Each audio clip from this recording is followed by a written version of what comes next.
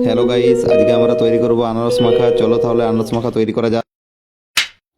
প্রথমে আমরা একটি ভালো পরিপুষ্ট আনারস এনেছি এবং সেটিকে আগে ভালো করে পরিষ্কার জলে ধুয়ে নেওয়ার পর একটা কাঠের পাটার উপর রেখে ছুরি দিয়ে আমরা সেই পাকা আনারসটির উপরের ছালগুলোকে সব কেটে নিচ্ছি। এবং সেটি কাটতে খুবই কষ্টকর, কারণ সেটি খুব শক্ত হয় এবং ধীরে ধীরে কাটতে হয় যাতে না হাতে না লেগে যায়।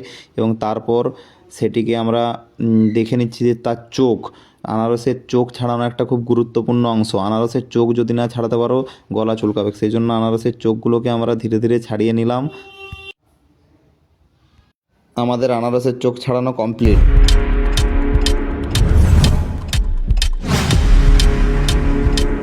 আনারসের চোখ ছাড়িয়ে নেওয়ার পর আনারসটিকে আমরা মাঝে মাঝে দুটি ভাগে ভাগ করলাম এবং সেই ভাগগুলিকে আমরা এবারে ছোট ছোট টুকরোয় সমানভাবে কেটে নেব। সেই ভাগগুলো কাটা খুব একটা যে জটিল তা না, কিন্তু কাটতে হবে।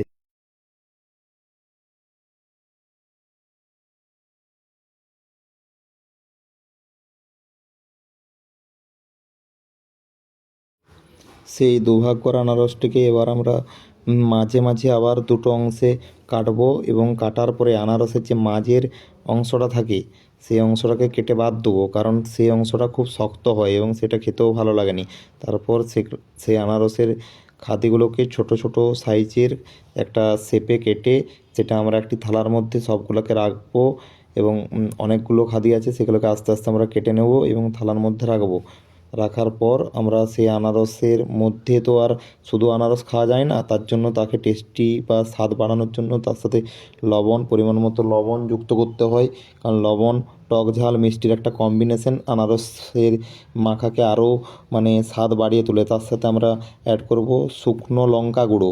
শুকনো লঙ্কা গুঁড়ো ঝালের একটি উৎস, তাই ঝাল আমরা দেওয়ার জন্য শুকনো লঙ্কা গুঁড়ো দেবো।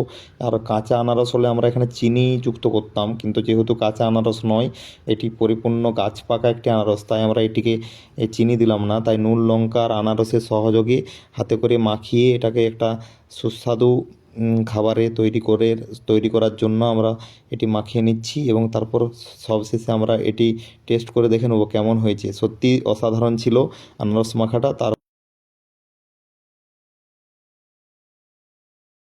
তারপরে সব বন্ধুরা মিলে আনারস মাখাটি খুব আনন্দ করে খেলাম এবং আজকের ব্লগটি এখানেই শেষ হলো।